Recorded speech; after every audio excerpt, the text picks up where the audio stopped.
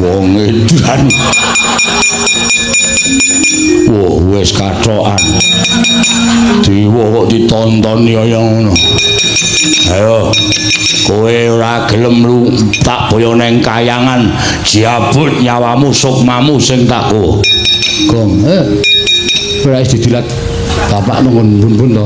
Jajal nggo ngetes ampuh apa ora. Oh iya, Dik. Ayo jabute nyawamu. Oh, lakon mati. Ayo, tak selenggarake regane iki kuwi. Santai wae wong didilat bapak.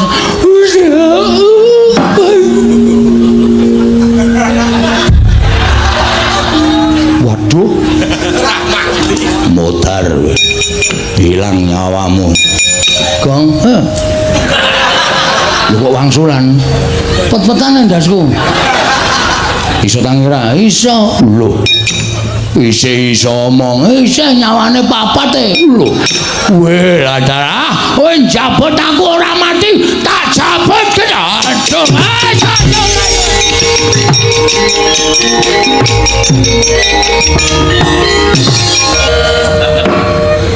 Nimang Sukmana mangadil luwih.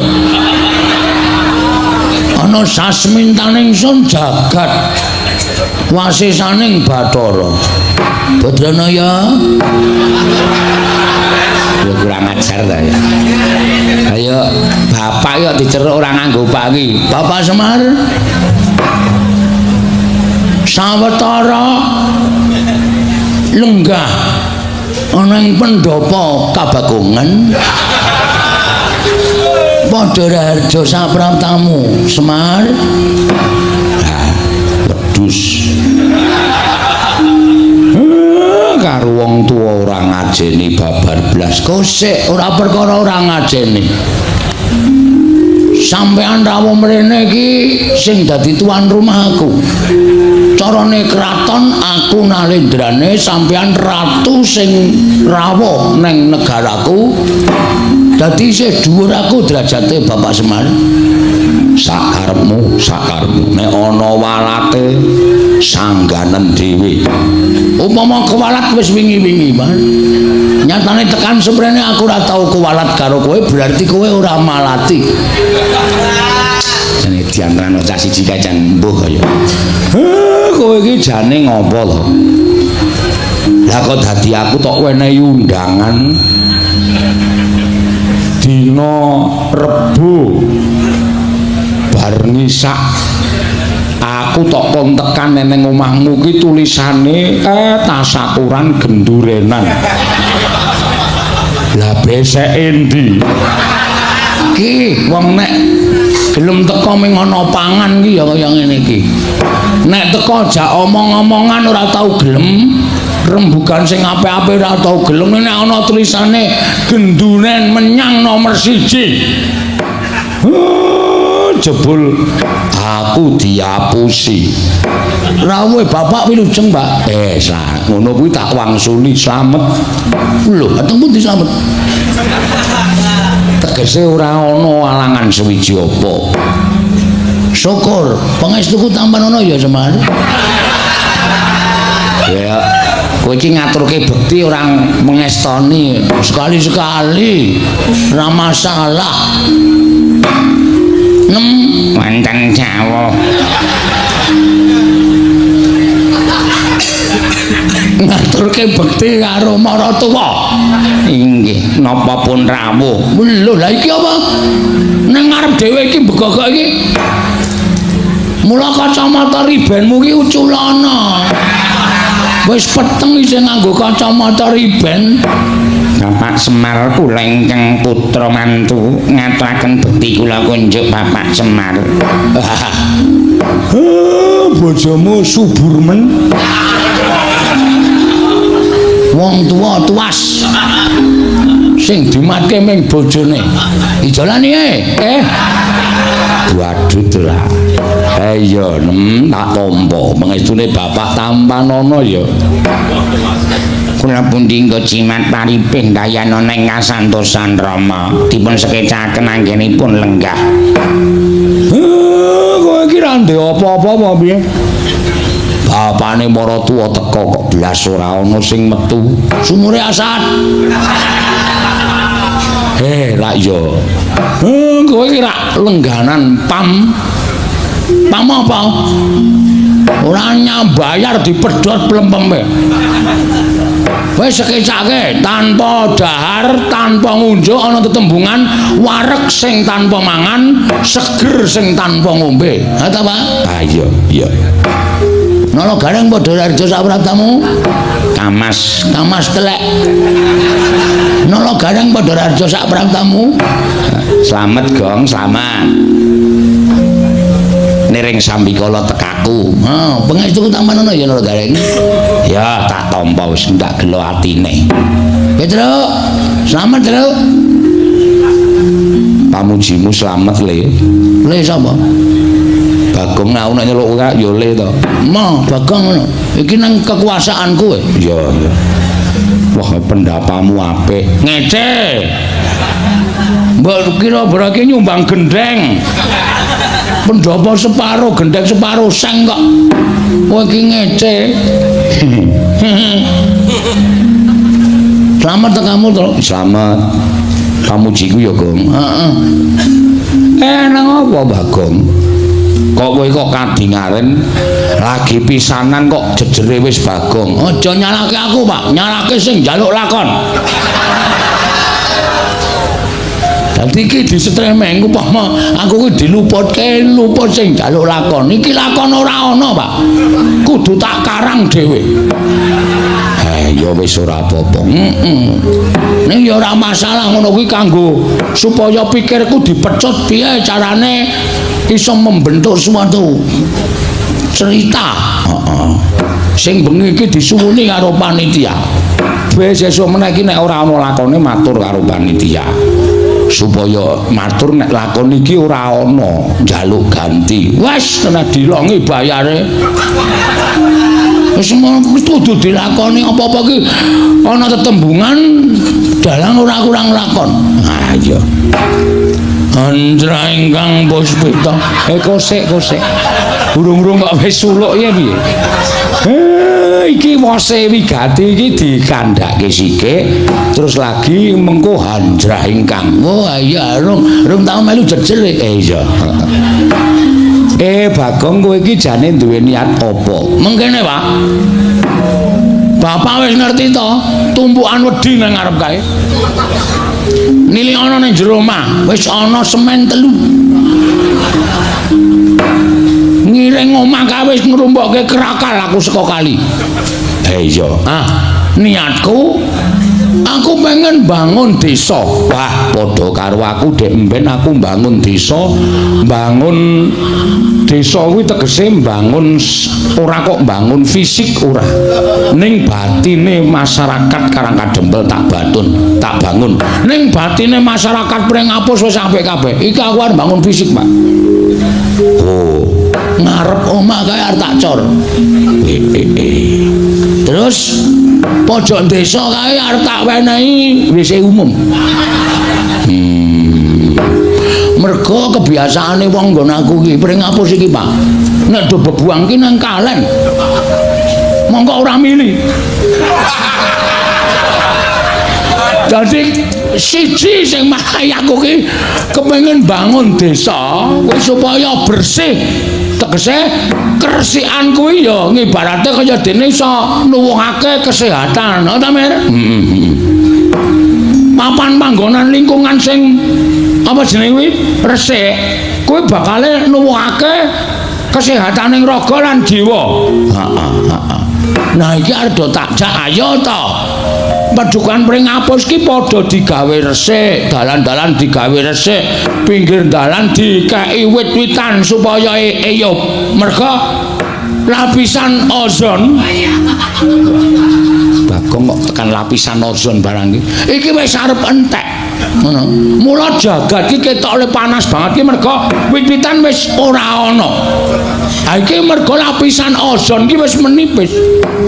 Ozon iki apa, Gong? Sirup. Kae Orson. Wah. Lah kok iso omong kok radong. Ajane apa to? Ajane apa? Aseninga pelawak saking Betawi kae jojon. Goblok kabeh. Lapisan sing melapisi ngantariksa. Mantap, Pak.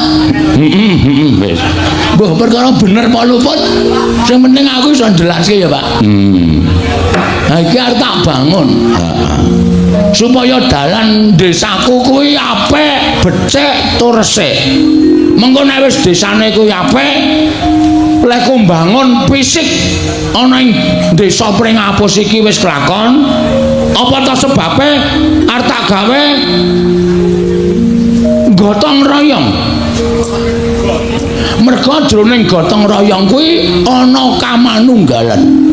Jroning manunggal dadi siji kuwi engko ana rasa karukunan.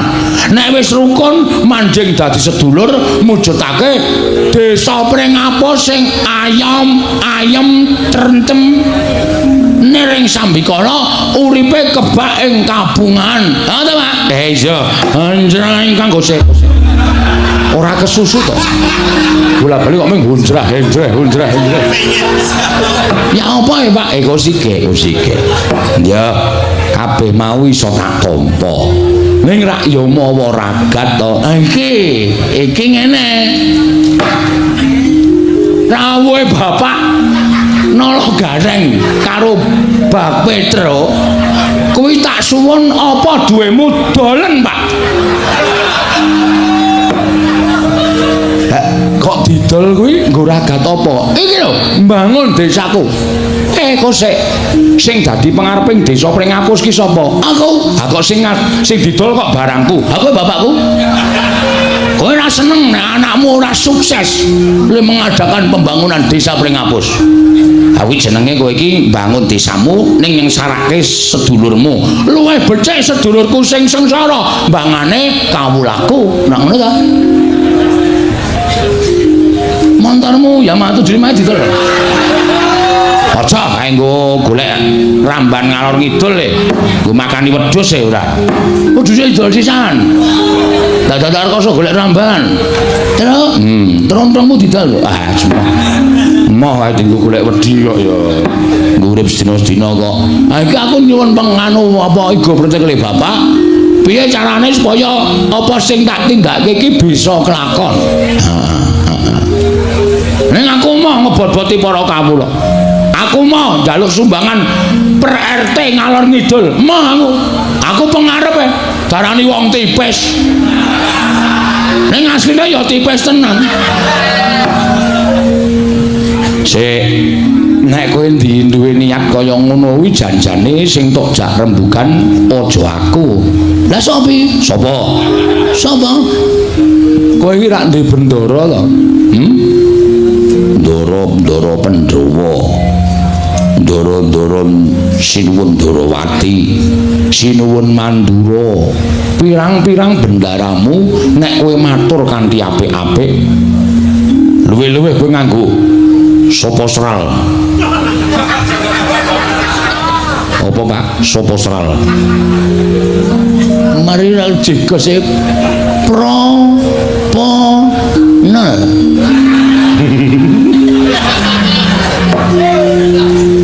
Proposal ya goblok. Proposal. Ah, daturke ndara-ndara. Mengko mesti entuk dana saka ndaramu Pandhawa. Aku isin, Pak. Aku wis terlalu membuat gawe ndara-ndara iki kabotan mergo duwe abdi aku mau. Kelakon lan orane nggonku mbangun desa iki ya ming mergo saka aku, ora ya saka aku. Mergo wis tak dadaki, Pak. Terus bojoku pek tukunen terus. Nek carane ngenten menika kula wegah nek carane ngenten iki.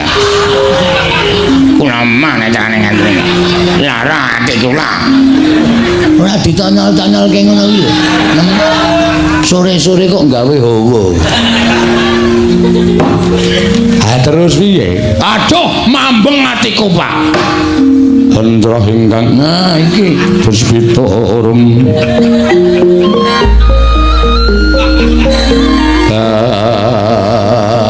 Kasiring samirana mre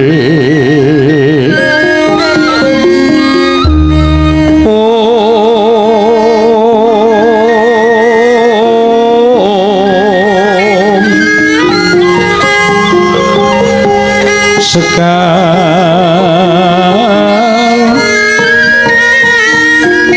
kadung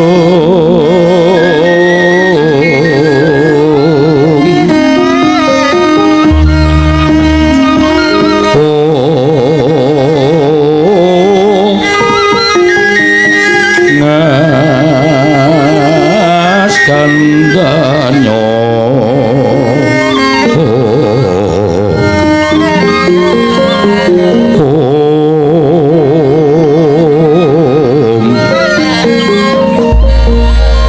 maweh raras renaning griya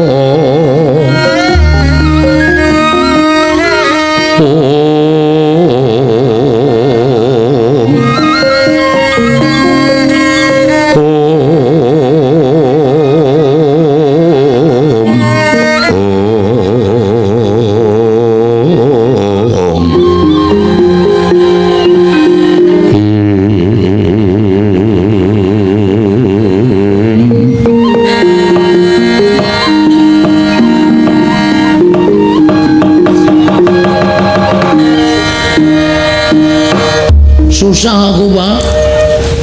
Susah tenan aku kebacut biya warake mring kawula sak desa Pringapus tak kelumpukke nang omahku kene.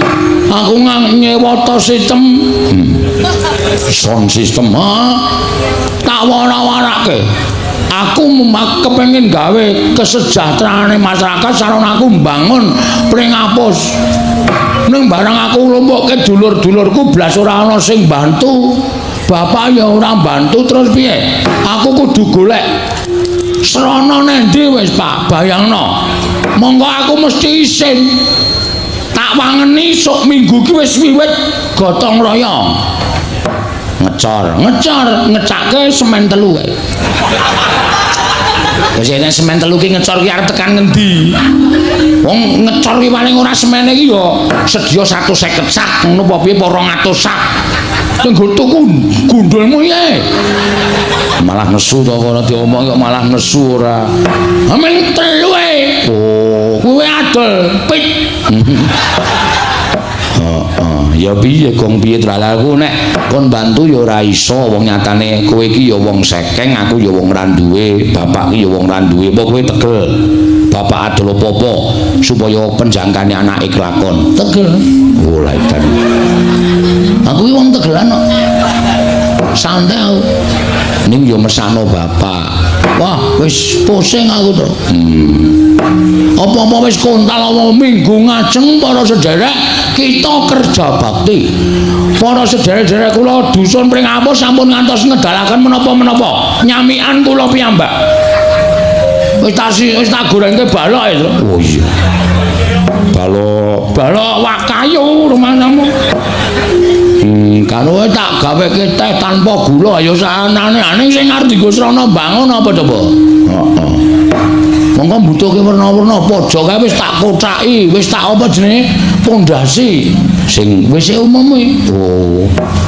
Mengkari ngedeke, mengkari golek wesi. Weh. Aku iki nyolong entuk loro e.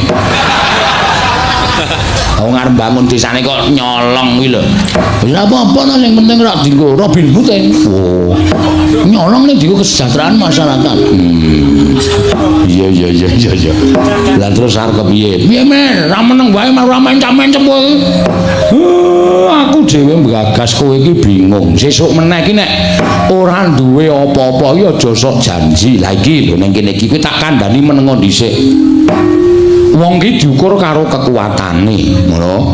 Aja mengko ndak diarani cecak nguntal cagak cebol nggayu wulan kakean gluduk kurang udan. Kowe iki swaramu ngebak-baki desa ning ora tau ana nyatane. Nek caramu kaya ngono kuwi engko nek kawula ora percaya karo kowe, masyarakat ora percaya karo lemu dadi pengarep piye? Mung janji-janji tok ora ana nyatane. Ngendi sing arep ngecor dalan, endi sing arep gawe WC umum, endi sing arep gawe pos ronda tok ucapke kabeh. Ning kowe ora ngukur karo kekuatanmu. Ora coba. Nek wis kaya ngene iki sing susah sapa? Arep aku ki beda desa karo kowe, aku wis manggon ning Karang Kadempel, ning nek ngerti gegayuhanmu ngono kuwi adekku ki melu susah. Mikir mergo kowe iki anakku nek nganti apa sing dilakoni anakku ora kelakon kowe wirang apa rumangsamu kowe ora mirang-mirangke Semar. Bagong kae sapa to? Anake Semar. Memper wong bapakne wae ya kaya ngono. Ora mung mirang-mirangke bapak. Kakangmu loro iki tok wirang-wirangke kabeh. Kae dulure sapa? Dulure Gareng. Kae adine sapa? Adine Petruk. Iki wis tuwa ning uteke kaya bayi. Heeh, ngresuk sok ngombe iki aku jane, Bang.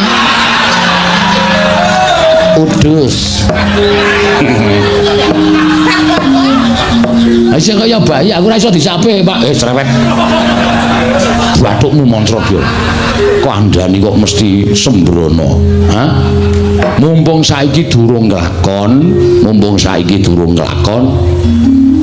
kawula pring ngapus desamu kene kelumpukna. Kowe ngumumke nyang kawula apa anane dikandhake nek Dana Prabiya urung mlumpuk. Mula nggone ngecor dalan diundur. Maju Pak kowe ngecor. Maksude wektune diundur piye? Njaluk wektu 3 sasi 4 sasi supaya iso nglakon. Ning apa sing tok janjekke aja tok apusi. Tegese tetep kudu tok lakoni ning njaluk mundur. Mergo aku percaya penggalihe kawula iki mesti ya bakal iso nampa nek kaya ngono kuwi. Ning nek kowe ora gelem mundur, tok tekati, kowe nyengsarake awakmu dhewe. Urung mesti mung kowe adol apa-apa. Pekarangan tinggalane bapak iki mesti tok dol. Kuwi ora apik. Sing ngomong sapa? Pekarangan aku ora tuku kok. Mengentuk tinggalan kok didol ora masalah. Wis payu Pak. Lah ra tenan to. Waduh tenan kok. Iki mengkari tanda tangan. Wingi aku dikon tanda tangan ra iso. Oh. Anjuk piye lek iso payu kok? Cap jempol. Cap jempol iki jempolku pas loro. Terus iki sesuk 3 dina kasih wis payu. Mbok kuwi ditukokke. Aja. Tak nggo tuku lemah meneh. Nek ngono kuwi apik. Ngedol warisane bapak ning tukokke lemah sing luwih jembar tok tomboki. Sing ngomong sapa? Luwih ciyut. Pancen setan kan. Kuwi apike dikatake ngono kuwi blebeke nganti mati mbok wis. Wong cah kaya ngono bapak ya betah-betahe ngopeni. Mula diundur. Ngono. Njaluk wektu karo kawulamu pirang dina, pirang sasi. Sak kuwate, sak mlumpuke dhuwitmu. Isin aku, Pak. Wis tak deki tendae. Ngendi? Dalan ngarep kae. Eneng tenda cilik mau kae, kae nggo mlumpuk masyarakat. Terus engko karo nggo nyampur semen. Lek nyampur ya gotong royong suwen nggon aku biyen tak sewake apa molen. Wisa. Iki membengkak meneh malah. Nyewa molen. Ya kuwi. Tukoke wae cah cukup kok. Wae. Sing isine nanas apa gedang. Molen panganan karo molen semen goblok banget cah ora. Sing isine nanas ki nggo giling apa? Giling mripatmu ki apa piye? Gareng aja emosi. Mangkel aku suwe-suwe. Ngene wae, Pak. Bagong ki anake bapak. Iya. Bagong ki anake Semar. Mula Bagong nek ngucap ya tanpa beda kaya dene Semar. Aja ngucap sing aneh-aneh lho. Aja ngucap sing aneh-aneh. iki kok nek kowe ngucap sing werna-werna, aku iki ngerti kowe iki sapa. Dadi kowe iki nek ngucap aja sembarangan. Nek lemu ngucap kuwi mung lair tok ora apa-apa. Ning nek tekaning batin suarane Bagong kuwi meh padha karo ucape Semar. Mula aku arep sumpah Pak. Bagong, Semar. Santai wae to. Tenang wae. Aku ngelekke karo kowe, Gong, ora sembrono lho, Gong. Bapak iki wis ngendika, tur aku iki ngerti sapa jatine kowe, bapak wis crita karo aku. Nek jane kowe iki anake bapak sing tuwa dhewe. Ning karo bapak digawe ragil. Oh, bapak tak takoni Pak Bagong enek kurang ajar kok ora tau kualat ngopo. Bapak wis crita karo aku mergo kowe iki dudu anake bapak ning kowe iki ayang-ayangane Semar. Kowe iki mbiyen ngetutke Semar nomor 1 mbangane aku karo Petruk. Mula bapak tau kandha, kowe nek diucapi Bagong kae njaluk ngapura. Mergo ucape kae dugeni mandi tenan. Gong ora macem-macem lho. Ora macem-macem lho, Gong. Aja ngucap sing werna-werna. Kira-kira kowe ora kuat ndandani utawa ngleksanake nggonmu mbangun desa, wis cukup diundur wektune, rasa ngucap sing aeng-aeng. Ngene, Pak. Petruk, Mar. Aku arep ngomong karo kowe. Aku iki nek nganti gagal pembangunan desa Pringapus isen. Monggo tumrap Bagong aku mbangane isen luwung mati, Pak.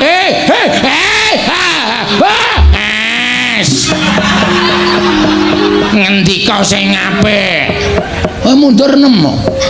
Tuthuk ketel ndasmu lho.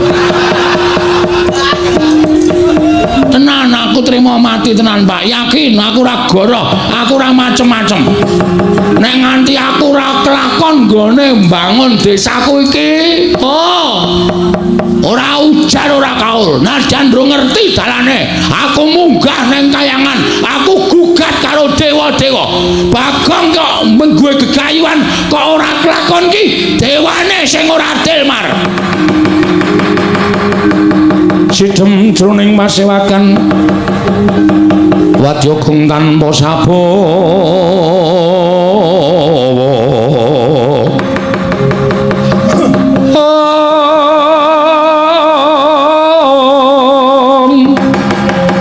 kaprapan dening Sang Nalendratama mango-mango-mangonengi lir sing duka cipta berebuti mandana raras ing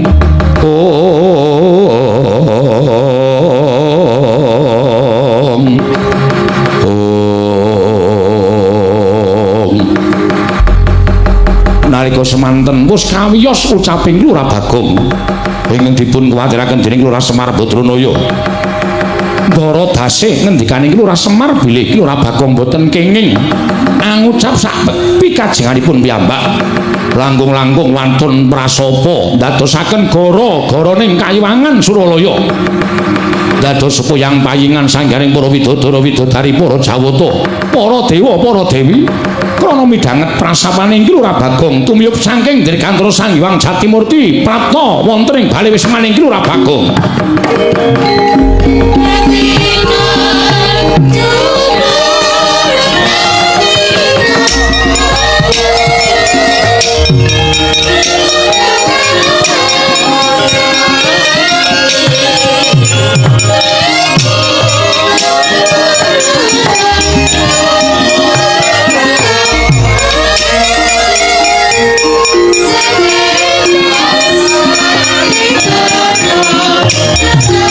Thank you.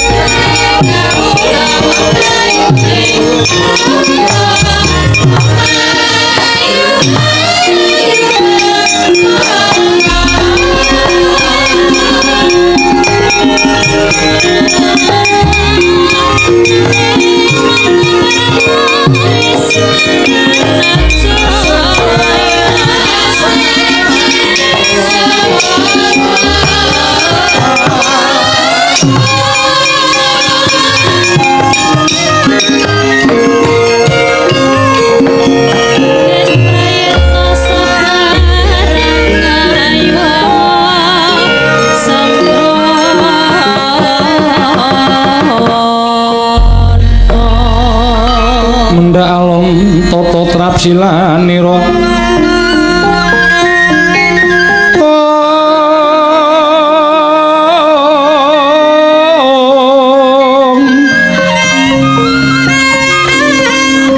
ngecomaken astanira kalih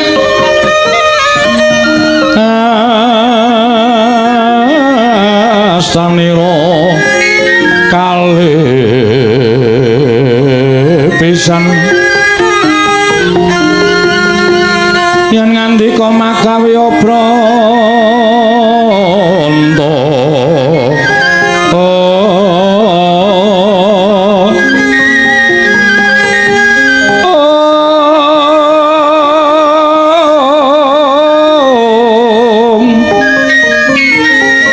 yen ngandika magawe obranta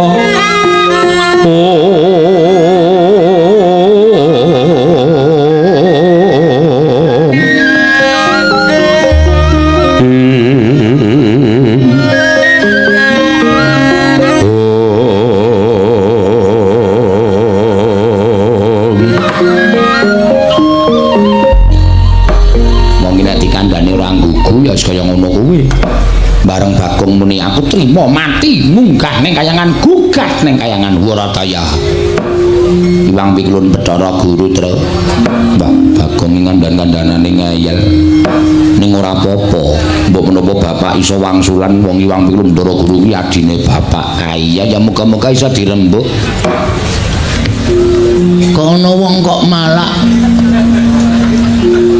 piye kancane tangane loro kok iki papat ya diantran karo sapa-sapa kok ora ndi gong wer tok petok iki Bathara Guru ya nyok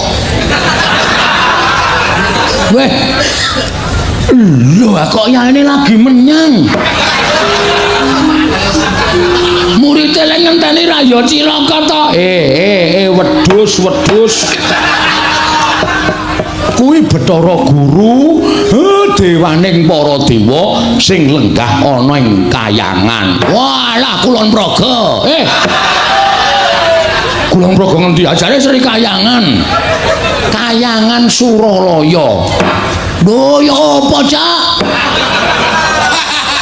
kok caca piye jare Surabaya kuping iki nek bosok ora Suralaya Sang Hyang Manikmaya ya Jatimurti kuwi adine bapak wah slamet Om wah aku kok malah merindang-merinding ya terus aku sing keweden ki aku Bagong kok ya kepenak wae lho aku ya gumun Om bilahing lho malah janturan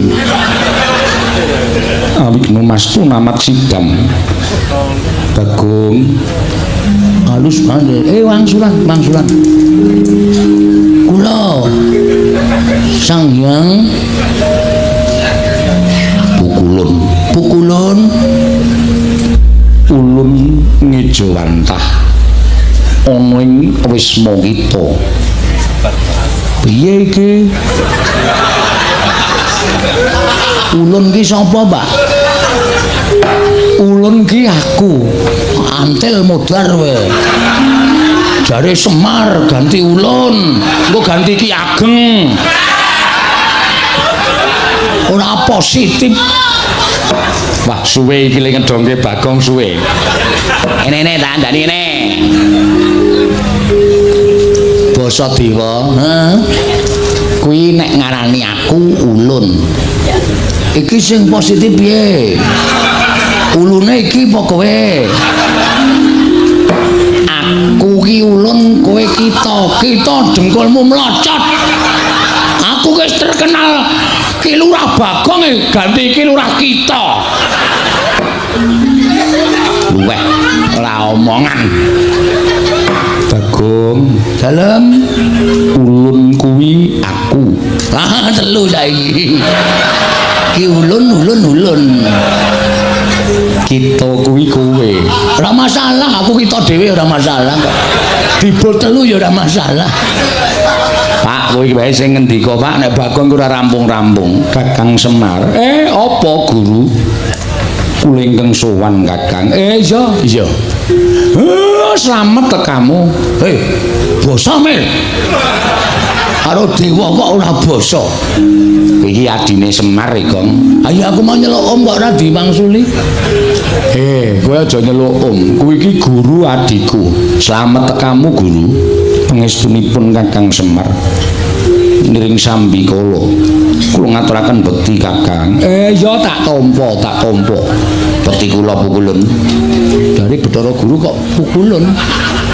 Bathara pukulun apa Bathara Guru? Ya nala gareng ulun tampa. Pangestu ulun kebat kita tampani. Wah, kitane tambah siji. Reng. Apa? Kowe laku grup kita. Ya, sakarepmu. Kula ngaturaken bekti kula kunjuk ulun. Iya, Petro ulun tampa. Pangestu ulun tampanana kebat kita tampani. Telu saiki. Kitane tambah siji. Petro ya melu grup kita. Weh, gareng ki curang kuwi. Mau melu grup ulun saiki grup kita. Sing positif lho. Bagong. Nun. Apa to sababe dene jeneng ulun praptana ing wisma kita? Niki malah angel lek kula jawab. Wong sampean sing rawuh kok sampean paring pangandikan apa to sababe? Ambuh. Kula ora iso maca batin panjenengan.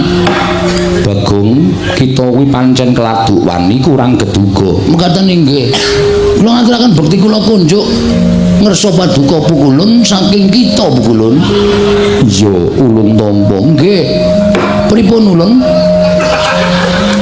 Rawuh panjenengan ulun wonten ing omah kula menika wonten pigatos menapa ulun?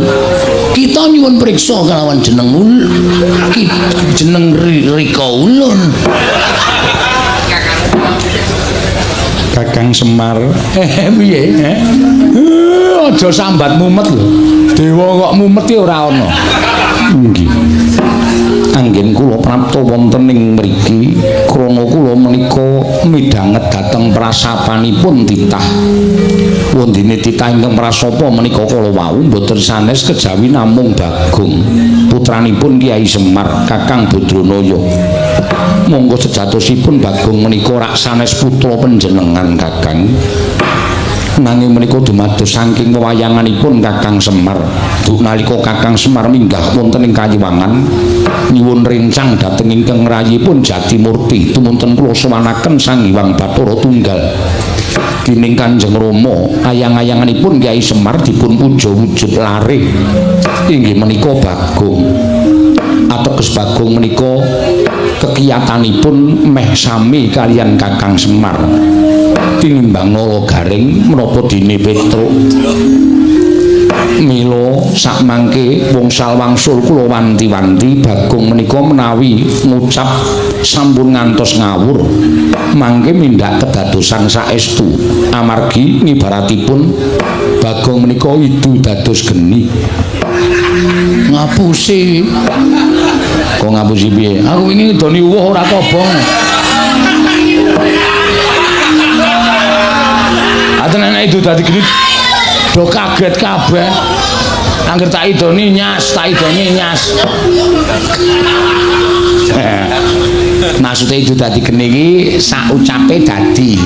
Oh, ngono to. Iya. Mila sasampunipun Bagong menika kala wau prasapa utawi sumpah. Kakang Semar mugi dados ning kawuningan kayangan geger. Kathah sangganing para dewa dewi ingkang boten kiyat nampi sumpahipun Bagong sami kepelajar nungsang puyang ninggal dhateng kayiwanganipun klebet Suralaya rungkat bali Martya Kundha. Nalika semanten tumuli kula niti priksa dhateng kawontenanipun jagat jebul Bagong ingkang ndawahaken prasapa ing mekaten Kakang kula nuwun sewu. Boten ateges kula wantun dhateng Kakang Badranaya namung Kakang kedahipun nglenggana dhateng kalpatanipun Bagong. mila dinten sak mangke kula piyambak mboten utusan dhateng sinten-sinten namung ingkang rayipun Jatimurti piyambak ingkang badhe amethuk dhateng pun Ponokawan Bagong sak mangke kedah nampi pidana saking kadiwatan krana sampun wantun damel geger kayiwangan satemah rengat bali margi Kundha Manik Kakang Semar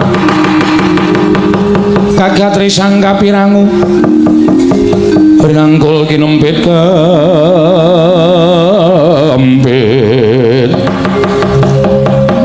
dosa ngrekenaning bawana ing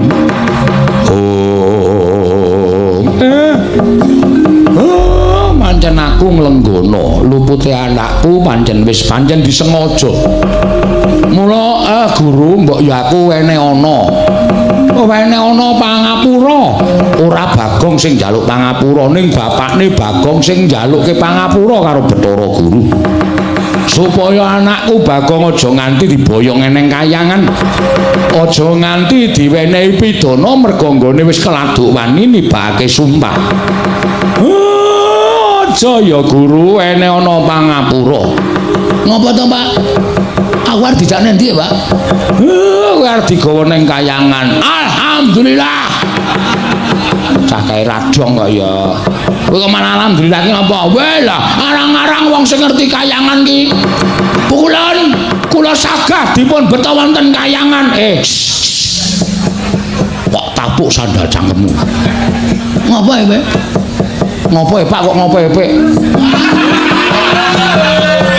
terucat ngapa Pak kowe diboyong Bathara Guru ning kayangan kuwi arep diwenehi pidana mergo kowe wis tau tatesuki lagi wae sumpah nek kowe arep gugat ning kayangan nek ora entuk Prabeya nggone bakal bangun aku ra elek-elek karo kowe to lho edan sumpahku tekan kayangan Pak nyatane dewaning dewa mudhun ning kene kok aku wis ngandani karo kowe ucapmu iki padha karo ucape Semar mula nek ngucap ngati-ati kowe diunggahke ning kayangan ki arep dipidana arep cemplungke ana ing kawah Candradimuka asik aku ora ngadus dasare Pak wah jan bocah iki Candradimuka ki apa le Candradimuka ya apa Candradimuka ki neraka waduh ngapa salahku kowe sumpah kuwi mau ame sumpah kok misa sumpah Bagong kok gawe geger kayangan Bagong pripun mula gelem ora gelem kowe kudu tak boyong eneng kayangan dina samengko kanggo nglunasi apa kang dadi utangmu kanggo ngapokake aja nganti sira wani ngucap ingkang sak kepenake dhewe lah ya moh yen kita ora gelem kita bakal ulun ruda paripeksa jalaran prapta ulun ana ing wismamu wis nganti sak kathahing para durandara para jawata ingkang bakal ngruda peksa kelawan kowe Bagong mula wektu dina iki Kakang Semar kula nyuwuni dipalila dhateng jengandika Kakang Semar Bagong badhe kula boyong mangke kados pundi kawontenanipun Bagong menika wonten purba wasisanipun ingkang rayipun Manikmaya kosek adile wong luput ki njaluk ngapura mongko sing njaluk ngapura ora anakku sing makili bapakne njaluk ngapura ewadene adreng nggonmu kepengin boyong karo Bagong saiki ngene wae gandeng aku lek ku njaluk ngapura karo kowe ora wangsulan mbok tampa apa ora aku tak nanting karo anakku Bagong pripun Pak nek kowe digawa Bathara Guru ning kayangan sagu apa ora sagu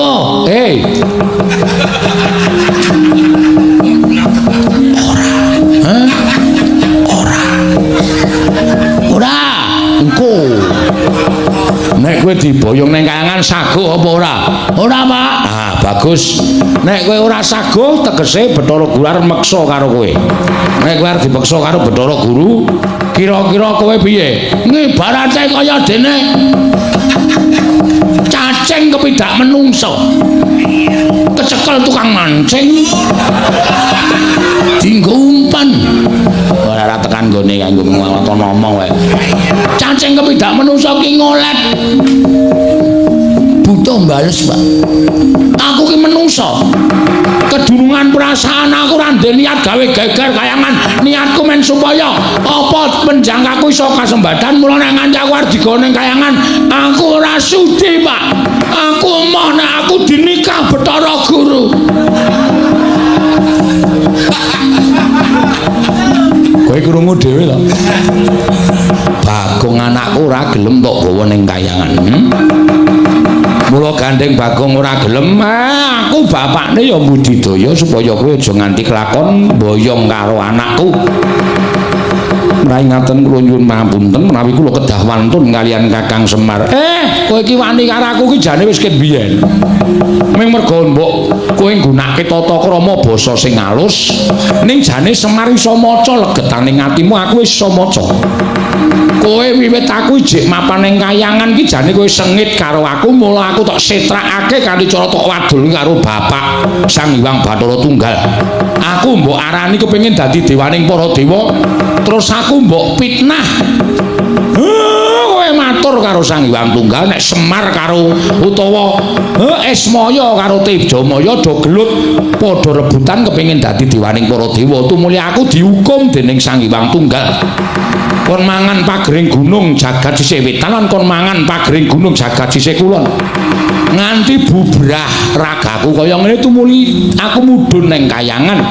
Terus panjang kamu kelakon dadi ratu ning para dewa. Janjane kowe iki ragil ora duwe hak tumraping kayangan. Ning merga saka apa kagawemu nganti aku disingkirke saka kayangan. Ora merga kowe nduweni rasa gething keburu sengit karo Semar to, ha? Hah? Bathara Guru ulun boyong ning kayangan. Cemplungke sapiteng. Luputan tumrap Semar Badranaya. Ayo ora, kowe wangsulan, ayo gage. Mula pendak-pendak kowe mudhun ning jagat, pendak-pendak kowe gawe srana. Kuwi mesti supaya kowe iso mateni karo Semar merga kowe iki rumangsa keganggu. Lemu dadi dewa ora tentrem, lemu dadi dewa ora jenak, mergo aku jek urip ana ing jana luka. Mula kowe pendak-pendak gawe perkara, kowe pendak-pendak mbibiti perkara karo Semar, sirmu lak ming kepengin jangka karo aku to. Kaya iki kowe bakal mboyong karo Bagong. Kowe ngerti nek Bagong ki ayang-ayangane Semar. Nek nganti Bagong iso tok lebur ning kayangan kono, aku persasat ilang kekuatanku. Mula kowe terus bunga hatimu, seneng pikirmu mergo kala mangsa kowe jangka patine Semar bebasan angel mijet wae ngranti suwe banyu sinari. Ayo, iya apa ora? Apa aku tak waca kabeh legetane atimu? Apa njaluk tak waca kabeh? Lehmu gawe gara-gara tok ucapake geger kayangan ki jane ora sepiro. Wong ming sak ucape Bagong. Ya bener kayangan ketaman hawa panas. Ning ora nganti para dewa padha mlayu saka kayangan. Kowe iki nek omong senengane ora mbok pikir kowe ngandhake dewa kena gara-gara sumpahing Bagong padha mlayu kok kowe ngandhake kula wis ngirit Wadyabala dewa. Tegese dewane dorane ndi-ndi to kowe? Pinter ya Sumaria asem. Gatekan wong iki apa sing diucapke wong iki sithik iso dimbalikke dienggo menerjang. Mbok ora usah omong kok aku susu mangkel lho omong. Kowe iki nek omong waton ngawur tur waton njeplak cangkeme ora. Ayo. Ayo kowe arep wangsulan piye? Lah nek kowe nang kene mau ijen aku percaya kowe nek para dewa iki padha bubar ora karo-karuan. Ning kowe ngandhakake Kakang Semar nek Bagong mboten purun kula boyong kula rudha paripeksa amargi kula sampun beto Wadyabala Durandara Wadyabala Dewa. Lah nek tegese dewane do ora ngapa-ngapa to. Upama sumuk rak ming ngucul klambi to. Kowe senengane gedhek-gedhekke perkara. Nek sing salah rombong aku, mbuh Bagong, mbuh Gareng, mbuh Petruk, mbuh Pandhawa, mbok gedhek-gedhekke permasalahane, mbok gedhek-gedhekke perkarane. Pamrihmu bisa njangka ringkihe Semar. Bagong tak tamengi, Bagong tak betengi. Ayo boyongan anakku. Boyongan. Anakku Bagong boyongan neng kayangan. Kok iso glindengke mestakane Semar. Waton kowe iso nglindhingke sirahe Semar kakangmu iki boyongan anakku Bagong. Gugu karepe dhewe kula besmi bali resmanipun Ora Bagong Kakang Semar.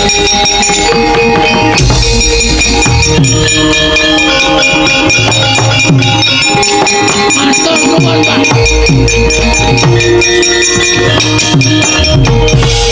Sembah nuwun, Pak, sembah nuwun. Nek mboten nonton Bapak, dados napa kula? Matur nuwun nggih, Pak. Rai. Salahe ra wangsulan. Aku wis ben nek ora tak ngenekke ndak ora jarak perkara. Wong sing jarak perkara Bathara Guru iki perkarane titah kok senengane medhun melu-melu. Malah niki anu Pak, bebasan napa jenenge? Apa terus jenenge? Apa? Lho apa jenenge? Peribahasa lho. Peribahasa apa to? Sambil menyelam minum susu. Nah, minum air. Sambil menyelam minum air. Tegese ngene, Pak. Bathara Guru nek iso kalah jaluki Prabaya nggo mbangun desa. Ada Pak, setuju ta, Pak? Kowe iki pikiranmu kok mung arep ngerampok wae. Lho, ayo dilairke iki dadekke copet. Dadekke copet dong. Wis engko gampang nek Bathara Guru engko kalah karo aku, tak jaluki Prabayane aja kuwatir. Asik. Lakon minggu ngarep aku gotong royong. Ngecor dalan. Ngarep omahku tak gawe kandele 20 cm. Dalan liyane tak gawe 5 cm. Ya ora jenenge wis urek to kowe kaya ngono kuwi jenenge. Kowe iki apa jenenge mulyake awakmu dhewe. Nduk liyane gampang jeglong nggonakmu ora. Ora apik kaya ngono. Bagong wis nek ngono kowe ora usah melu-melu. Petro dalem Pak. Rene. Bathukmu ndi? Enggak. Mungsuhmu engko ora bain-bain para dewa, ya. Nggih. Tak dilat mbun-bunamu kowe ora kena lara luputing pati. Kowe ditamani gaman apa-apa ora temomo. Kowe mungsuh dewa menang bengi iki. Estu, Pak. Domongi kok. Matur nuwun. Adimu belani nggih ngestakaken dawuh. Bun-bunan kula, Pak.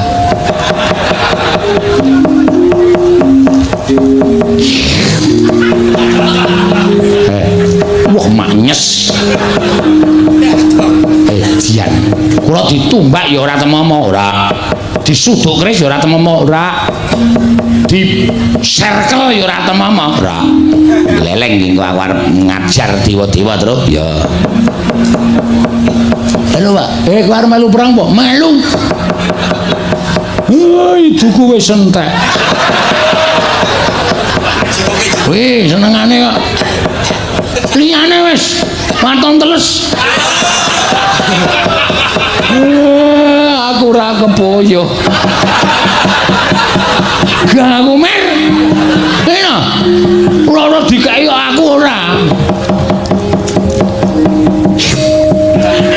Wis. Wah, edan. Nang mripat Padang ya, Tru. Ketetesan soalé. Kula mboten lega ra sing manah kula.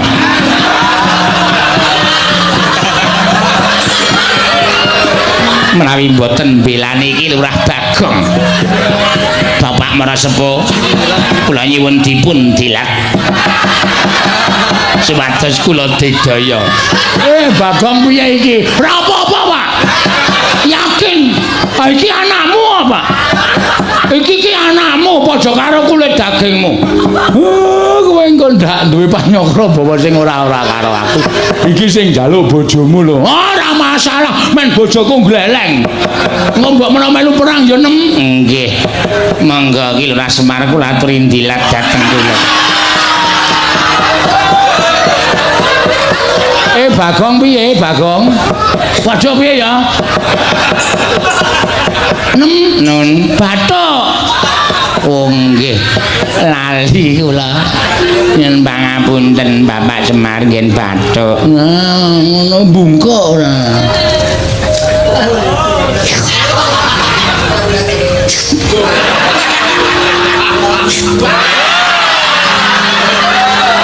Ngene wae Mel. Ya saiki dijajal kadegdayane. Bapak ora ana menang sapa? Aku wis rong sasi ora lho, Mel. Kowe kok aku mau wani ora. Kejungkelmu. Penyanyi kula niku kalian bapak menika sampun kados anak dhewe. Namun di panyong kula buwon sing mboten niki ming demi keamanan supaya mengke nonton dewa sing mlebu wonten ing Bali Wisma panjenengan menika kula ingkang ngadepi. Kula wusu. Oh, bojomu iki anu apa mbiyen olahragawan pencak-cak to. Heeh. Wah, kuwi pothok mbiyen. Ngarat boto papate prel. Padha aku. Aku ngarat kerupuk 8. Kerupuke aku wae kuat lho. Mung kerupuke kok dipamerke. Petro dalem, Pak. Nawa gareng Bathara Guru nek pancen nggawa wadyabala. Dewa dirampungi. Oh nggih, ngestaken dawuh. Aku muling karo kowe ya. Dewa iki malati, nggih. Mula nek ngantem dewa iki aja nganti ngantem nggon rai, wis ora kena. Mergo kowe wis dipesthekke karo sing gawe urip. Nek dewa iki pancen duwe derajat lan pangkat, nek diantem nggon sirah ora bakal kena. Waduh, terus ngen pundi? Ngantem dewa kuwi dada medun. Dada medun. Pupu angsal entuk. Weteng angsal entuk, waton dada medun. Ya, Tra ya. Ha iya. Omongi. Nek diantem nggon weteng ra apa-apa, nggon pupu ra apa-apa, diplotot wae. Kuwi le mari 3 dina raran-raran. Nganti suwane matuk ngono lho. Bagong. Tapi pusaka e. Ha iya. Kelemane nang kono kuwi. Nawa gareng karo Petro kowe mangkat to dhisik. Nika ngestaken dawuh. Nggih, Pak, ngestaken dawuh.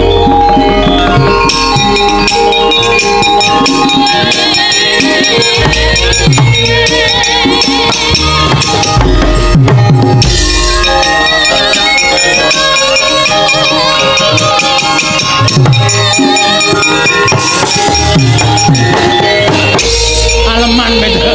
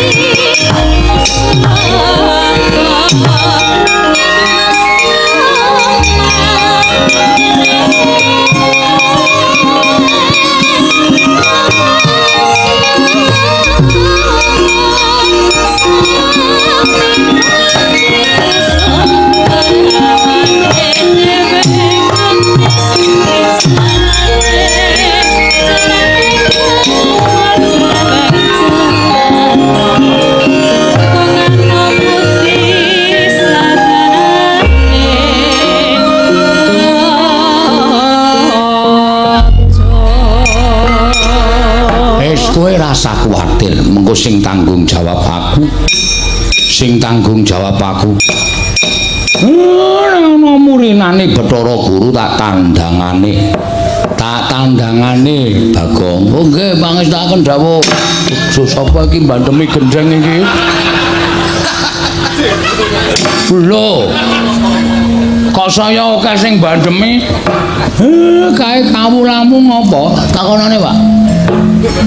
Enten napa niki lagi pepanggihan kali Bapak kok yaketen kok dereng limbukan niku napa? omong wae niku ngetapke para kawula nek ora ana limbukan trima mulih. Oh iya, heeh, aja kuwatir wis. Tak langsung limbukan, ora kuwatir. Wonten jawah. Datan kawusa manjing wonten gunung Bukit Sanggasaru.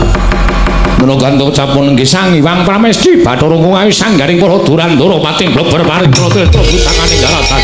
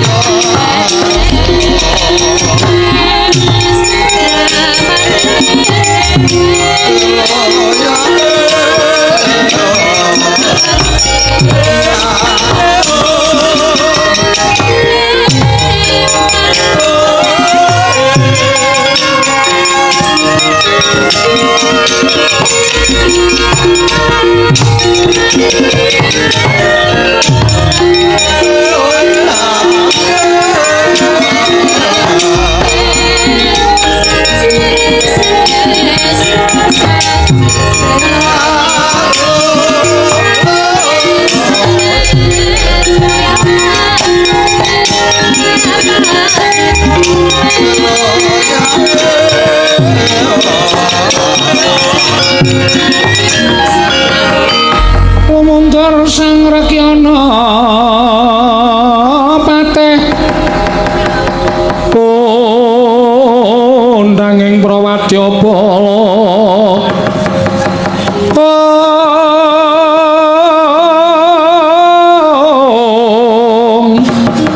Pasur tambur myang suling pepandhen dalutak miwa bandera kakandha warna-warna pindha jala triyana sri kawuryan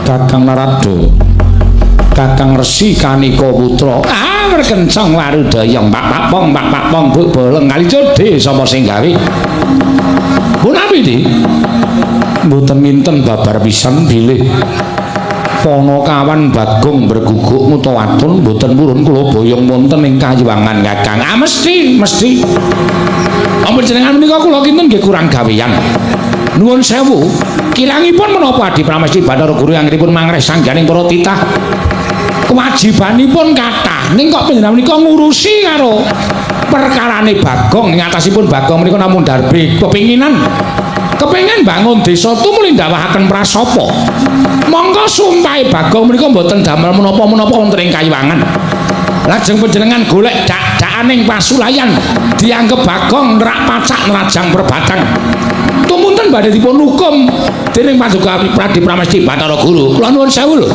nek upama Bagong dihukum panjenengan menika janjane niate napa ta kula kula nyuwun prisa Kakang Narada menapa panjenengan boten ngertos legetaning manah kula estunipun manah kula menika wiwit rumiyin boten gathuk tuwin boten condong miwah boten mathuk kaliyan Kakang Semar tala lut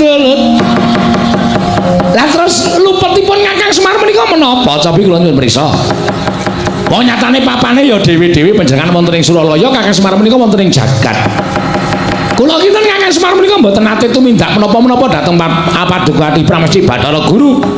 Ming penggalih panjenengan ingkang semunipun boten jenak. Semunipun boten tentrem menawi Kakang Semar menika nggadahi moga langkung-langkung atmajanipun Kakang Semar nggadahi gegayuhan. Monggo gegayuhan ora ana apa-apane. Nuwun sewu mboten wonten sambung rapetipun kalian kayangan panjenengan lepataken. Luwih-luwih sing gegayuhan Panakawan. Wah, menika jenengipun panjenengan menika nuwun sewu lho.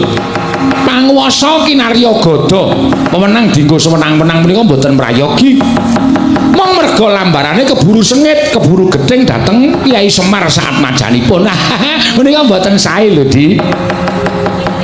Kula nuwun sewu tiyang menika menawi tandurane ala undu-undane ya sarwa ora becik ning nek tandurane kaya apik undu-undane ya sarwa murakapi menika sampun dados kodrating jagat menika ngaten menika nek panjenengan tansah nandur gedeng lan Kakang Semar sak anak-anakipun menika mangke nuwun sewu lho panjenengan menika mangke badhe kewirangan nek dewaning para dewa kewirangan menapa mboten panjenengan menika sami kemawon bebecer dhateng asma Paduka piyambak Kakang Narada menawi mboten nginten pendak-pendak kula menika nggadahi gegayuhan tartemtu Kakang Narada ingkang dados pepalang. Lho, kula menika mboten mepalangi.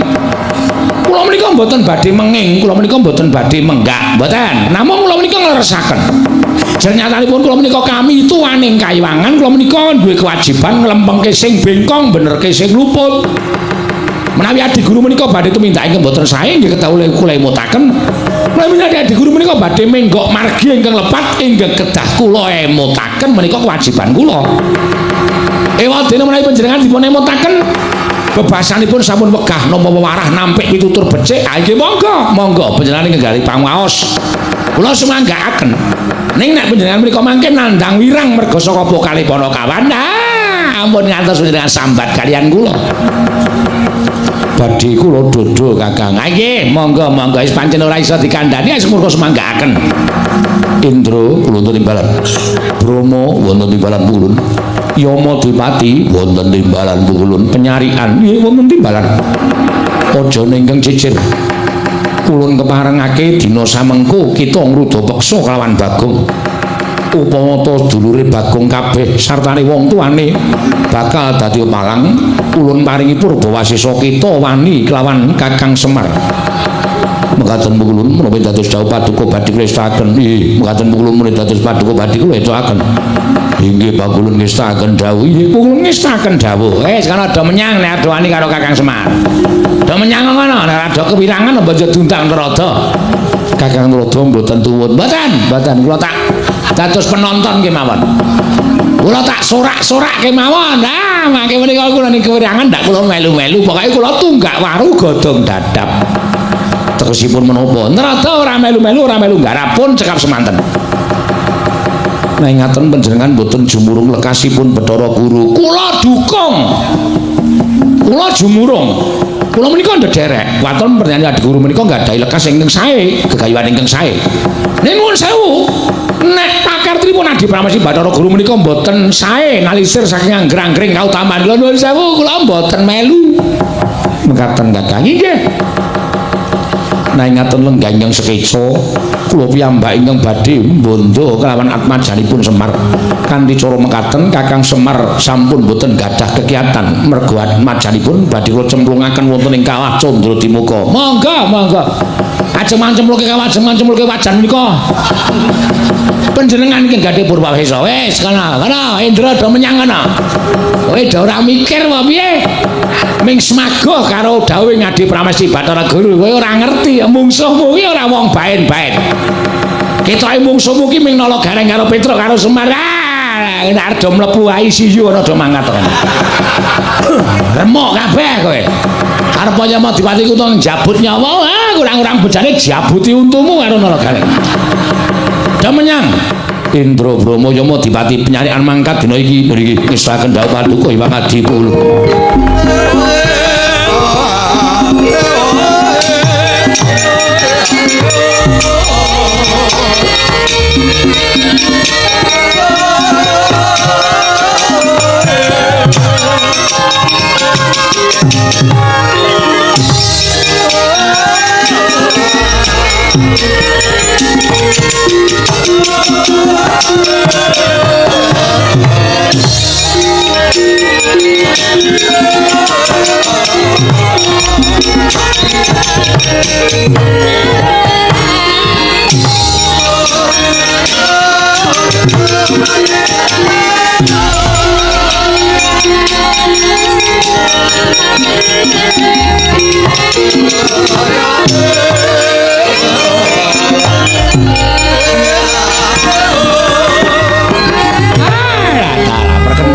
Udaya pak.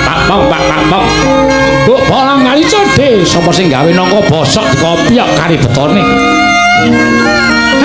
Remoni lelakon apa to Iwang Prasi Bathara Guru iki pendak-pendak dikandhani kok ora gugu ae.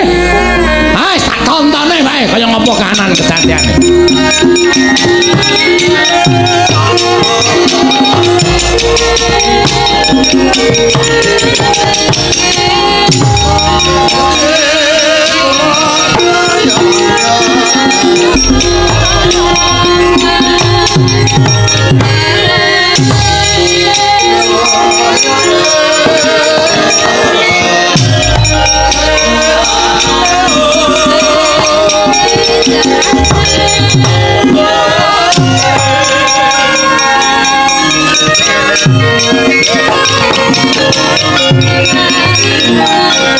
Kacarian putra lamun kawekasan yeka wisanggeni maya Wisnu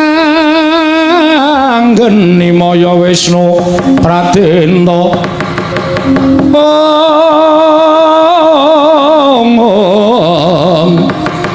wisanggeni maya Wisnu Pratenta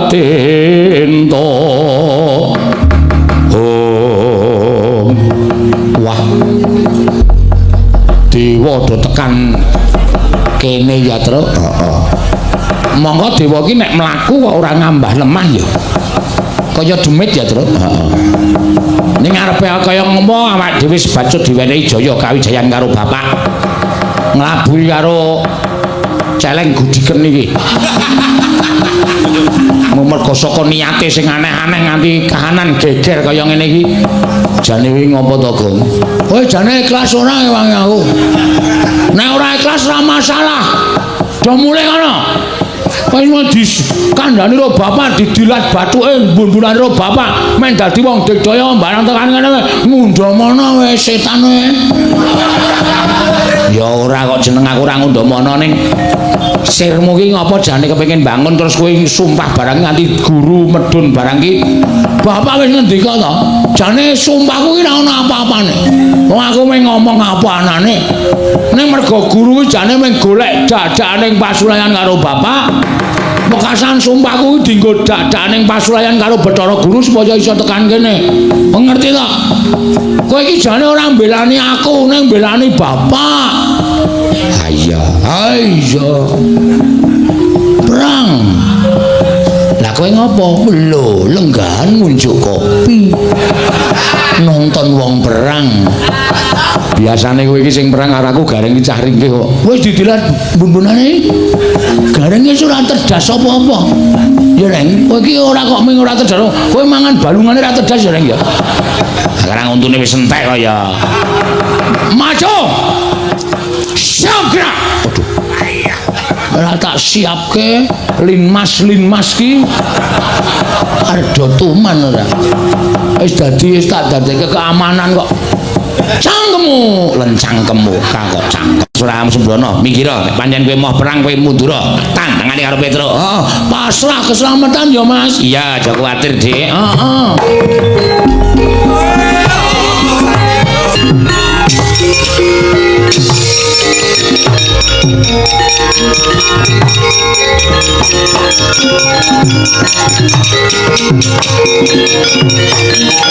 Pinututi lamun katututan lamun mangsa prawira digdaya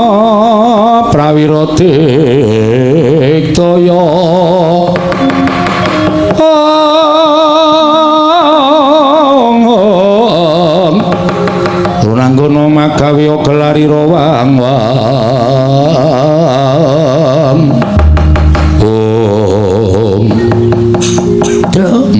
iki dewa kok. Ayo. Dewa tenan. Dewa iki jare gedhe tur dawa. Ayo. Sing arep kok cendhik. Omong ngono kuwi gumantung wong-wongane kok, Gong. Sing arep iki ya dewa. Sapa kuwi? Bathara Penyarian. Oh pacare utuh. Bathara Penyarian. Kewajibane nyatet nang kayangan. Mula kok ngendi-endi ballpoint. Ayo. Sing tengah kae kowe tepung ora Truk ngerti no. ndereke sapa-sapa tau ketemu karo Dewa, ndereke Ndara Janaka ketemu karo Dewa. Sapa kae? Bathara Brahma. Dewaning geni. Jane wis sampe wis surut ning sing mburi dhewe kok ora imbang ya, ora imbang piye. Ngarep ro ngarep cilik musuh cilik, dhuwur musuh dhuwur. Aku kok malah entuk gedhe. Monggo musuhmu bahaya dhewe kae kok. Ae sapa iki? Bathara Yama Dipati. Kewajibane njabut nyawa. Edan. Aku dadi aku untung musuh tukang jabut nyawa. Ha wis karepmu iki pokoke jodone dhewe-dhewe. Ya ana ora sangu catut. Kartoku kompoan nyatut untune Yama Dipati. Dhek sadurunge jabut nyawaku jabut sik. Mongole ku jabut ngeget. Ha iya. Mesti langsung udus lah. Senengane nek dikeplak mbales e. Mbales mestaka e. Kula ngaturaken bakti kula kunjuk pukulun. Nala gareng tak tampa. Pangestuku tampanono. Lho nggih. Bathara penyarian kula ngaturaken bakti kula kunjuk. Petruk tak tampa pangestuku tampanono. Pak Carek bakti kula. Bagong tak tampa pangestuku tampanono. Pukulun Bathara Brahma bakti kula ya nala gareng ulun tampa. Bathara Brahma bakti kula ya Petruk ulun tampa. Bathara Brahma. Hah? Brahma ora Grama. Bathara Brahma bakti kula katur. Ya Bagong tak tampa. Pukulan Yama Dipati bakti kula ya gareng tak tampa. Bathara Yama Dipati bakti kula ya Petruk tak tampa. Yama Dipati bakti kula ya Bagong tak tampa. Ora ngece to. Wah, jabut nyawa, jabut untukmu. Wonten menapa pukulun? Nala gareng pripun? Aku entuk dawuhing Wang Pikulun Jatimurti. Ya pepundhenku, nggih. Kinan bondo karo Bagong, merga Bagong keluputan. Wani ngucapake sumpah nganti gawe gegering Kayiwangan Suralaya. Mula wektu dina iki Bagong bakal tak bondo, tak unggahke ning Kahyangan, tak cemplungke ning Kawah Candadimuka. Ayo ndi Bagong? Kaya jempalange kareping Bathara Penyalian. Aku nganti Kakang Pulun Bathara Brahma lan Kakang Pulun Bathara Yama Dipati. Yen kowe puguh ora menehake Bagong aja takon dosa. Kowe ngerti? Pulun Bathara Brahma ki dewaning geni. Keduga bakal ngobong desane Bagong nganti ludes keles tanpa sisa lala garing. Setyaki tinunun waduh badanira wirang tumandang ben Bathara Setyaniku garwanira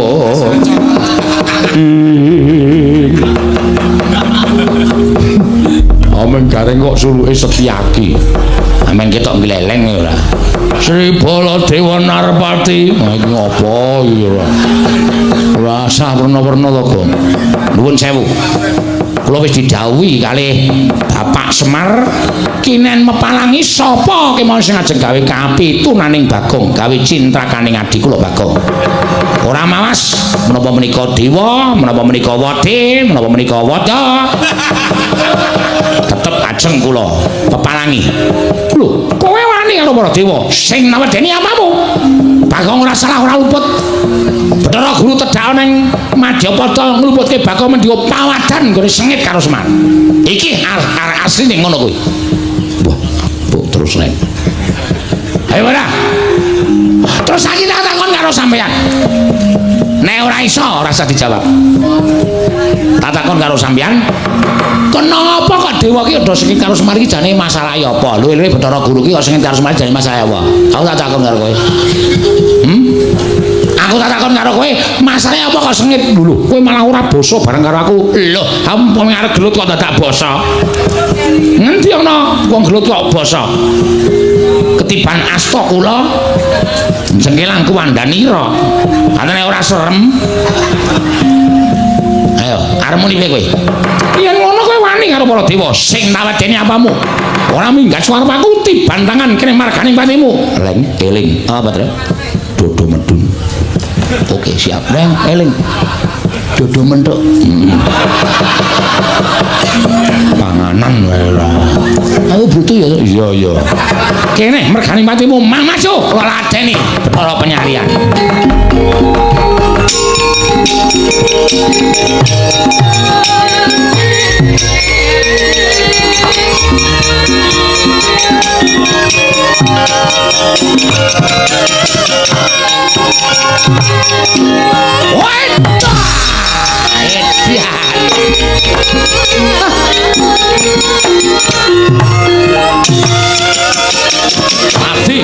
wis ora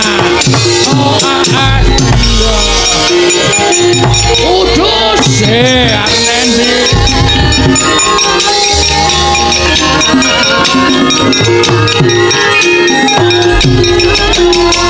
oh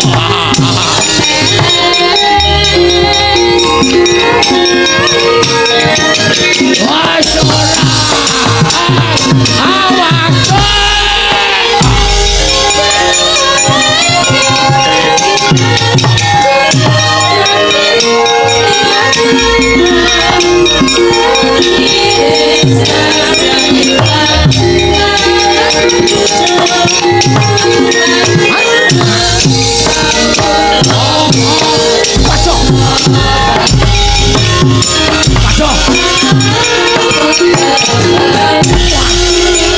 ayo maju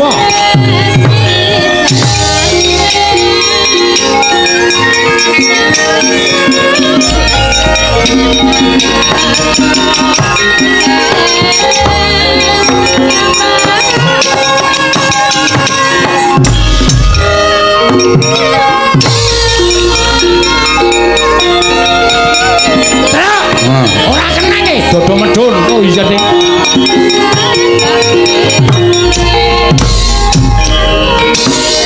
Dian ngatek aji lembu sekilan kowe keparang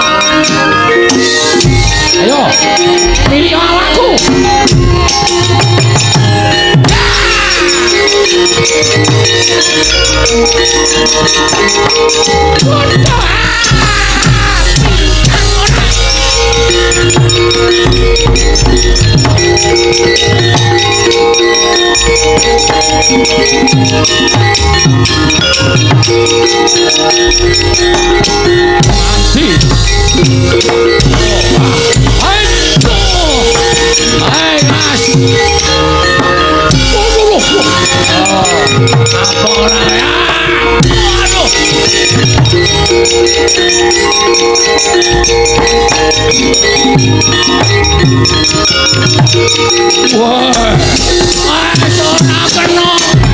cabut nyawamu cabutan lawan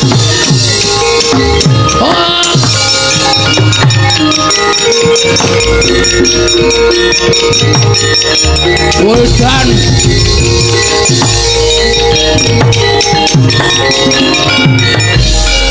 Bang ngapa ya buta iki bingung aku tra mungsuh dewa doyak terus gregeten tak plotroke kathokku jarene wong tuwa ki nek mungsuh bangsa alus ngono kuwi iki jare kon budal tunjuke sik tunjuke koyo apik-apik oh kaya kutuk to gong kutuk ndasmu mangkel aku ben nganu aku ora entuk kesempatan ngantem yo mau dipati nganti giloro bagong wong edan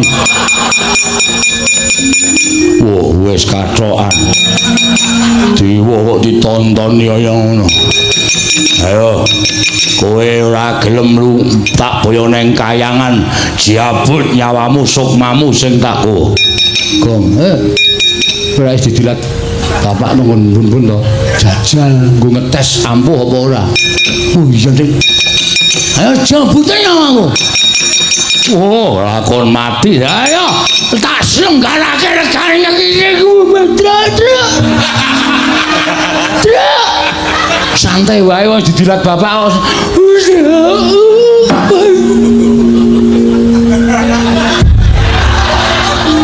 waduh modar hilang nyawamu gong lu kok wangsulan pet-petan ndasku iso tangi ora iso lho iso omong iso nyawane papat lho weh ladara kowe jabut aku ora mati tak jabut kedadung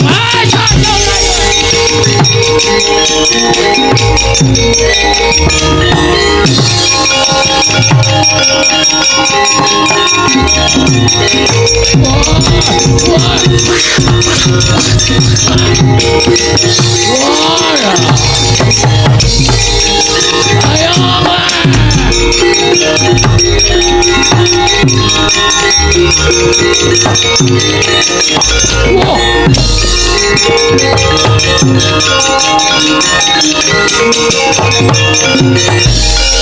Bagong oyak-oyak Kakang Yamadipati. Iki sapa iki? Brama. Wedian. Kowe Brama? Iya. Berarti sesuk ning radio-radio kae. Dudu. Brama Kumbara? Udu. Adimu ndi? Sapa? Mendili. Mandili.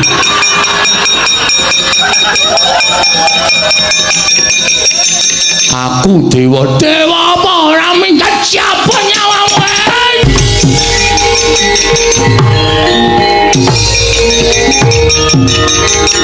Ucus. Wes motor wae.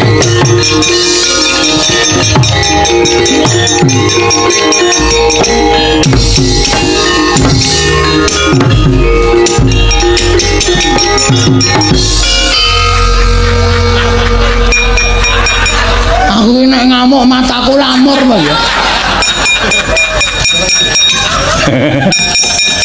Petruk sing tok jabut. Sarake mendono. Ngawur ngene ora. Iya, cuman ibarake nyawane.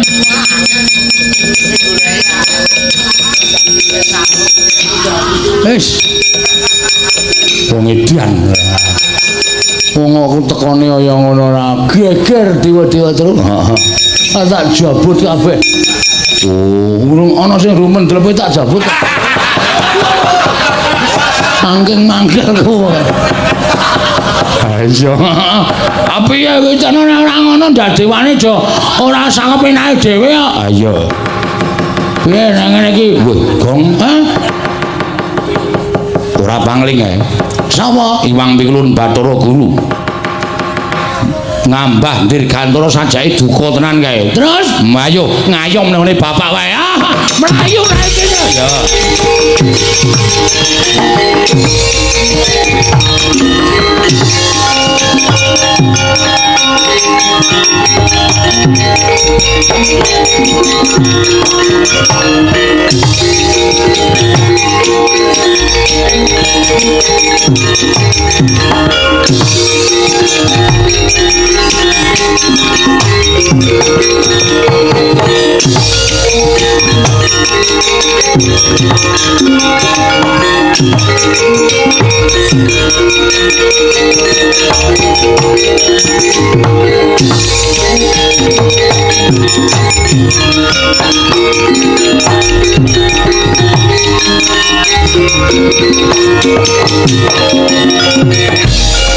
Marika den mrayitna semuriris eka balik titiyane gandayane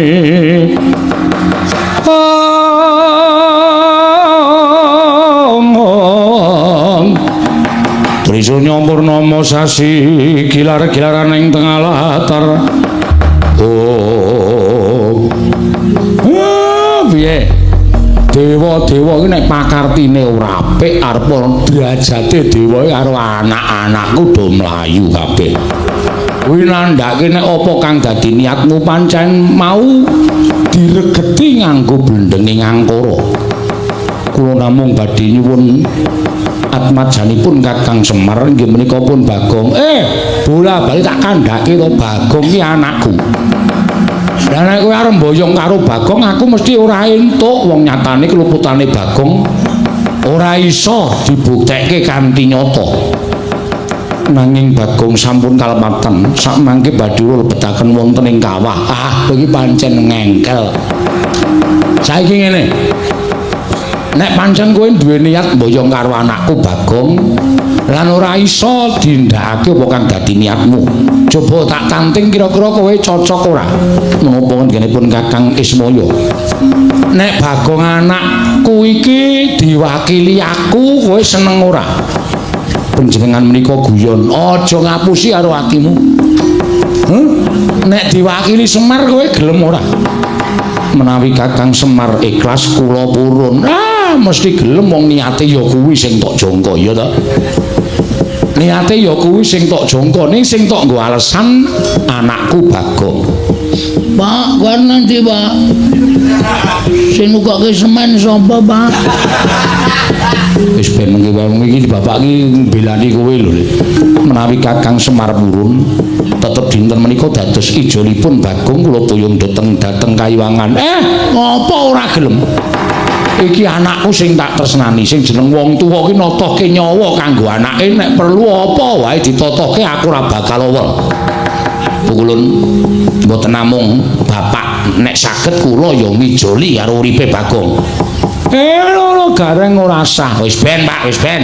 Tak bilanane adikku. Bapak wae sing lenggah nang omah, aku sing dadi ijole. Karaku ya ning aja truk. Anakmu cilik-cilik. Aja wis aku wae, aja karaku sisan. Wong loro sisan, dadi mati ki wong loro sisan. Kuwi jane nek aku mati seneng to, Kong.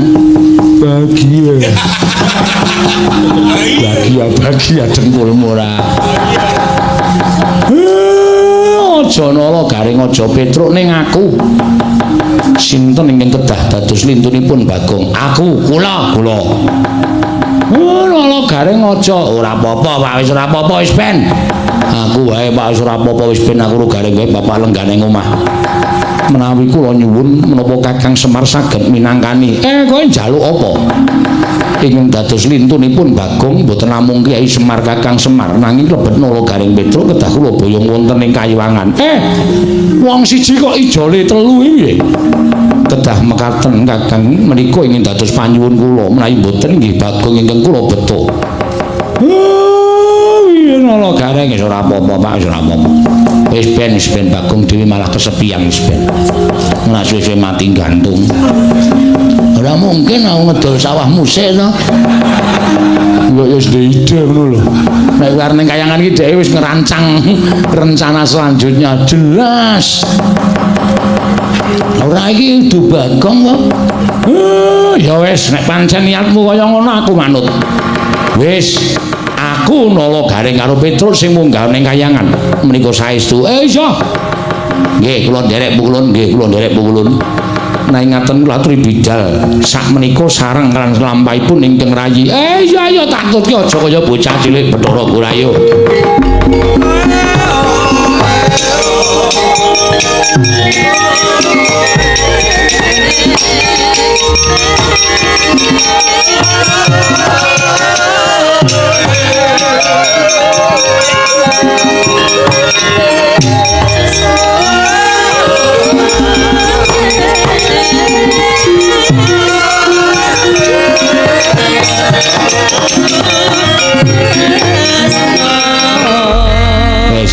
Wis saiki kowe ora percaya karo katresnanku.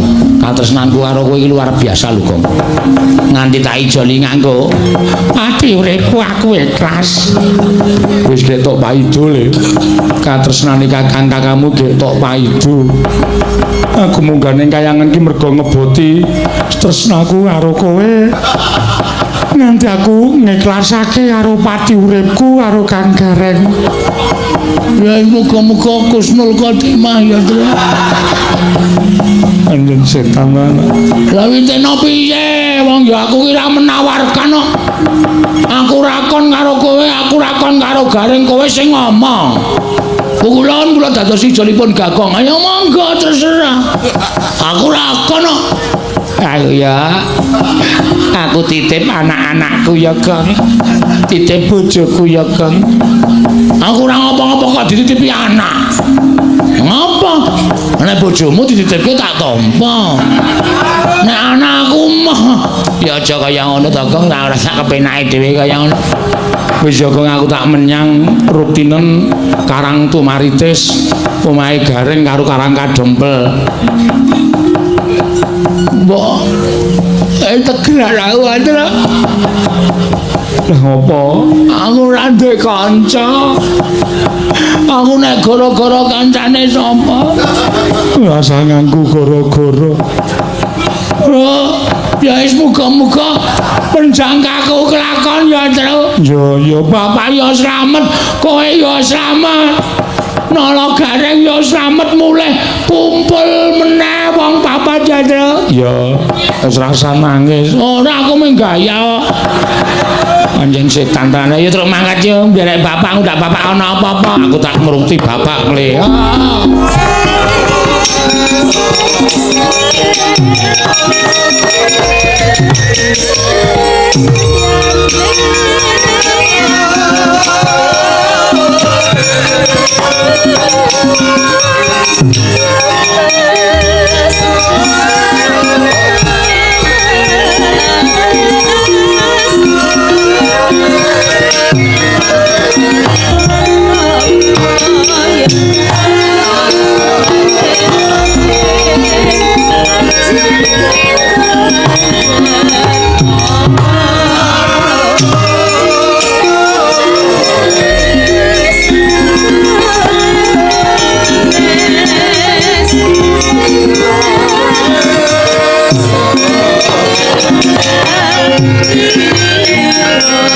Palugon laguning lekas Lukita Linuting Lukita Linuting kidung kadung kadereng momong memangun manah rahayu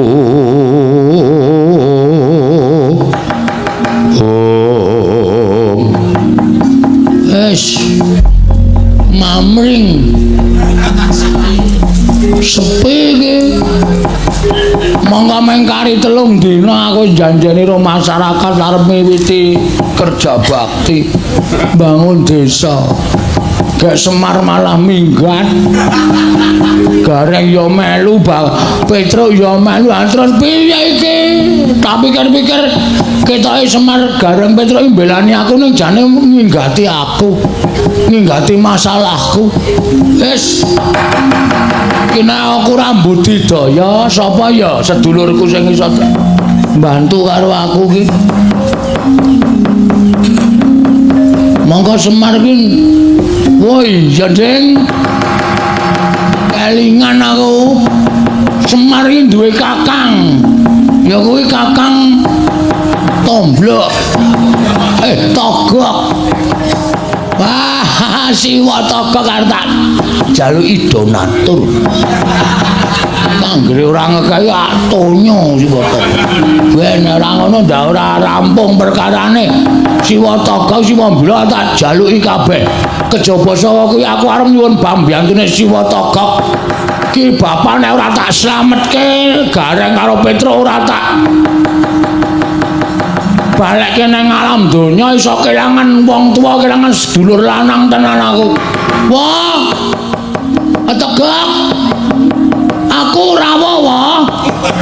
Aja kaget penggalemu ya wah, siap-siapke kabeh bondo didelekke. Ndak tak colong wah, aku teko tenan wah, bektiku katur ya wah.